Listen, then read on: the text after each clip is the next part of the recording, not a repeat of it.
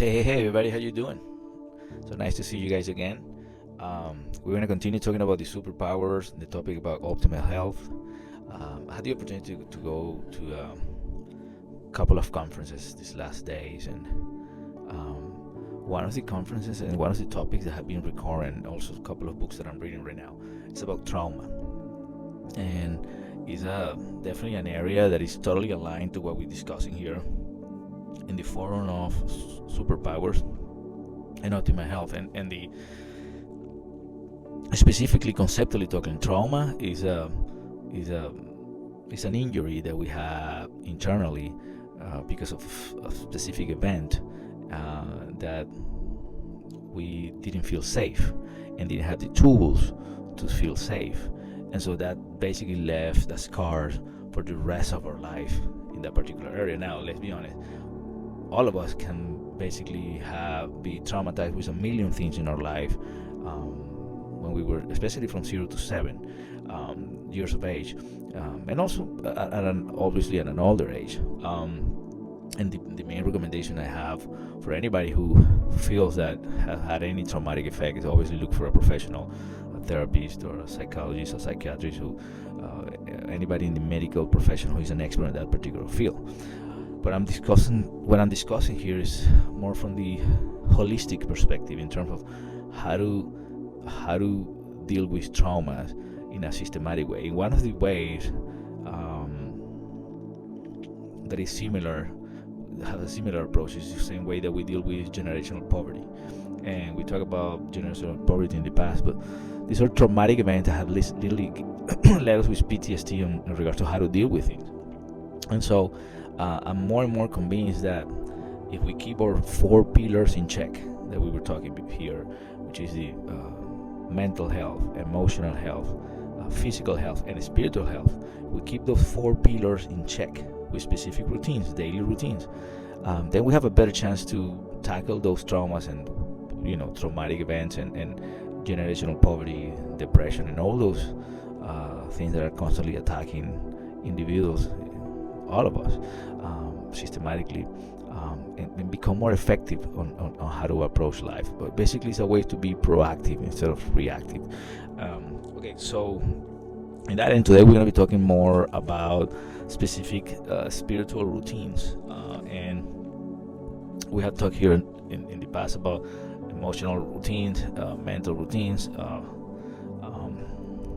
and today we're going to be talking about spiritual routines. And spiritual health is the cornerstone of a balanced, purposeful life, guiding you toward a deeper connection with yourself and the universe. By integrating spiritual practices into your daily routine, you can nurture this vital aspect of well-being, bringing clarity, peace, and sense of fulfillment. Here are some research-backed spiritual routines to consider. So, for kind of reminder, I became a newborn Christian January 24, and after that I started this journey in the spiritual realm with my connection with Jesus Christ. Regardless of your religion, it's extremely important that you have that spiritual health at the right level. So some of the routines that you can incorporate: number 1, act of kindness and service. Serving others, and Tony Robbins is a big proponent of this. When you serve others, you tend to forget about your own problems and tend to focus more on how you can help others. So act of kindness and services are always a very good way to keep your spirituality at a good level. Not so much because you do it from an egotistical perspective, but because you actually do it as a way of letting go and surrender of your ego, to put yourself at a second level and putting others at the first level. Aligning with the moon and nature cycle. So, a lot of people tend to have that connection when you have full moon, and they have specific routines around that because of that energetic connection. So kind of aligning some of your routines to that, and as well as in particular, because some people have specific rocks that they put to charge energetically with the moon and utilize that part as well. Body as a sacred temple of practice. So understanding that your body is your vessel in this earth, and so what are you doing to take care of it? And by taking care of your body, through yoga, meditation, self-care routine. You're basically increasing your spirituality indirectly, because you're telling to your subconscious, my vessel is very important. um, Candle or light rituals, this is big in the Catholic Church, and the procedures that they utilize, and lighting a candle for prayer, maybe something that can be useful. Community-based spiritual practice. I obviously go to church um, on Sundays and sometimes Wednesdays, and I have my prayer days, etc. So, what are you doing to develop your spirituality with a sense of community? Um, that way, you don't feel isolated or feel that you're alone in that particular journey. Connecting with ancestors or spiritual guides. It could be angels. It could be even having an imaginary conversation with one of the individuals that were in your life before, your grandpa, your grandma, even your parents if they pass away. God bless them. So, kind of having that connection with them. Creative spiritual expression. Channel your spirituality in creative outlets such as painting, singing, or writing poetry. So, how are you letting that spirituality flow through specific activities that can support you? Daily affirmations of faith and belief. So, in my particular case, I read the Bible every day, but I also listen to religious leaders, and when I'm working out, and do affirmations in regards to that constantly. In my particular case, I'm constantly saying I'm highly favored of God. God is opening constantly supernatural doors for my benefits, and I'm constantly telling myself that, instead of letting my mind go to a negative cycle. Energy clearing practices. Okay, use tools like Sage, Palo Santo, and I kind of, to be honest, I do the same stuff in the mornings. I light a little Palo Santo there, and I that's where I give my thanks to God, like for three things, and kind of like let a little reflection while I'm doing that. Kind of like letting that energy flow, right? Gratitude for challenges. Kind of like using the perspective, okay, when I'm facing challenges, and this is hard to do because when you're facing challenges, let's be honest, all of us wants to get out of the challenge as soon as possible. Like, nobody likes suffering unless you're a masochist, and that's a disease within itself. Most people want to get out of the challenge very fast. So being grateful for challenges is important, because you're recognizing that if you're facing that particular challenge, maybe because God and the universe wants you to develop muscle in that particular area.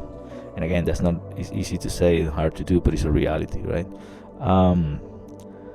Gratitude walks in nature, kind of being thankful for being in nature. Journaling for spiritual reflection. This is very important. It's highly recommended by lots of pastors.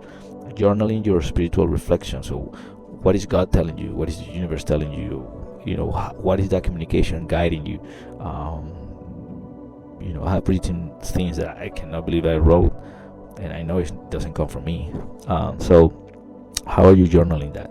Listening to sacred music or sound that has been highly researched.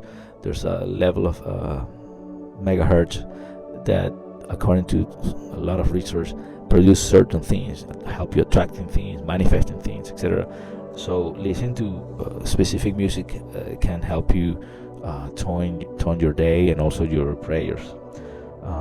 Mantra repetition or chanting, in particular case prayer. I tend to have incorporate, because I was born and raised Catholic, so I tend to incorporate some of my prayers, routine prayers in there, and to synchronize my mind. Mindful breathing exercises, mindful consumption, morning or evening prayer, offering or altruistic rituals. Incorporate acts of giving as part of your daily spiritual practice. Again, act of service. Silent contemplation. That's something that is hard to do, especially in today's world. That moment of silence, quiet our minds, and silent contemplation. I haven't been able to get to the level that I want in that area, but it's something that a lot of people talk about that may have great results.